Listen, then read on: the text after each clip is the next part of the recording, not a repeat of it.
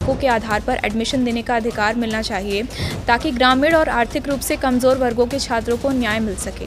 नमस्कार, मैं हूं शिवानी दीक्षित और आप देख रहे हैं न्यूज़ 18 का डिजिटल प्लेटफॉर्म। तमिलनाडु विधानसभा में विश्वास मत जीतने के कुछ ही घंटों बाद मुख्यमंत्री और टीवी के अध्यक्ष थलपति सी जोसेफ विजय ने बुधवार शाम केंद्र की भाजपा सरकार से नीट परीक्षा खत्म करने की अपील की है। पेपर लीक के आरोपों के बाद परीक्षा रद्द होने को लेकर चल रहे विवाद के बीच भड़के विजय ने मांग की कि राज्यों को 12वीं बोर्ड के अंकों के आधार पर मेडिकल सीटें भरने की अनुमति दी जाए। उन्होंने कहा कि पेपर लीक और परीक्षा रद्द होने की वजह से लाखों उम्मीदवारों की उम्मीदें टूट गई हैं। उन्होंने इस बात पर जोर दिया कि नीट लागू होने से ग्रामीण क्षेत्रों, सरकारी स्कूलों, तमिल माध्यम और सामाजिक आर्थिक रूप से पिछड़े परिवारों के छात्रों को भारी नुकसान हुआ है।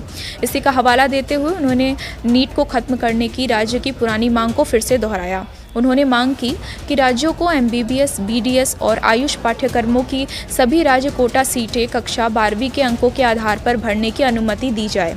विजय ने बताया कि राष्ट्रीय परीक्षा एजेंसी NTA ने इस साल 3 मई को लगभग 6000 केंद्रों पर नीट UG परीक्षा आयोजित की थी। अकेले तमिलनाडु के 31 शहरों में ये परीक्षा हुई थी। देश भर में इसमें कुल लगभग 22 लाख अभ्यर्थी शामिल हुए थे, जिनमें तमिलनाडु के लगभग 1.5 लाख छात्र थे। जांच एजेंसियों के पेपर लीक के आरोपों की जांच के बाद NTA ने केंद्र सरकार की मंजूरी से इस परीक्षा को रद्द कर दिया है। अब इस पूरे मामले की जांच का जिम्मा CBI को सौंप दिया गया है।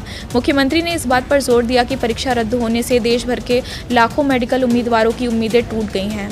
उन्होंने कहा कि ये पहली बार नहीं है जब नीट की सुचिता ने समझौता किया है।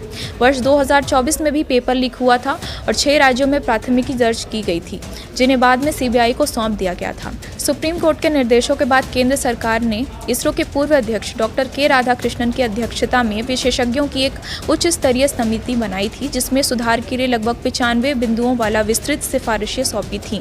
इन सब के बावजूद 2 साल के भीतर ही दोबारा पेपर लीक हो गया और परीक्षा रद्द करनी पड़ी। मुख्यमंत्री विजय ने कहा है कि ये राष्ट्रीय स्तर की परीक्षा में खामियों और ढांचागत कमियों का ठोस प्रमाण है। उन्होंने कहा कि तमिलनाडु सरकार शुरुआत से ही लगातार और सर्वसम्मति से नीट का विरोध करती रही है। इसकी वजह ये है कि परीक्षा ने ग्रामीण क्षेत्रों, सरकारी विद्यालयों, तमिल माध्यम और सामाजिक आर्थिक रूप से पिछड़े परिवारों के छात्रों को भारी नुकसान पहुंचाया है। उन्होंने नीट को खत्म करने